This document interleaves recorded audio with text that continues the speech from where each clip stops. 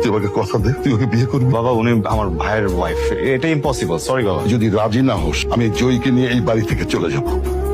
আপনি কোনোদিন আমাকে ওয়াইফ হিসেবে মেনে নিতে পারবেন না। আমি একটা মেয়েকে অনেক ভালোবাসি। আমার জীবনে একটা মানুষ থাকার পরেও আমি অন্য আরেকটা মানুষকে বিয়ে করেছি। আমার যে এখন কি করা উচিত এটাই বুঝতে পারছি না। তোমার সাথে যেটা হয়েছে এটা অনেক খারাপ হয়েছে। আমি না জাস্ট একটা জিনিস জানি, আমি তোমাকে অনেক ভালোবাসি। আপনি এসছেন, বাবা মা আপনার জন্য অপেক্ষা করতে করতে ঘুমিয়ে পড়েছে। আপনাকে অনেকবার ফোন করেছিল, কিন্তু আপনাকে ফোনে পাওয়া যাচ্ছিল না। আমি আপনার জন্য ডিনার রেডি করে রেখেছি, আর আমিও খাবো না। খাইনি। কে আসছি ভাই? আজকে সবকিছু বলে এসেছি, ওকে এটাও বলেছি। এদিকে সবকিছু সর্ট আউট করার পরে আমি এই সম্পর্কটা শেষ করে তোকে বিয়ে করবো।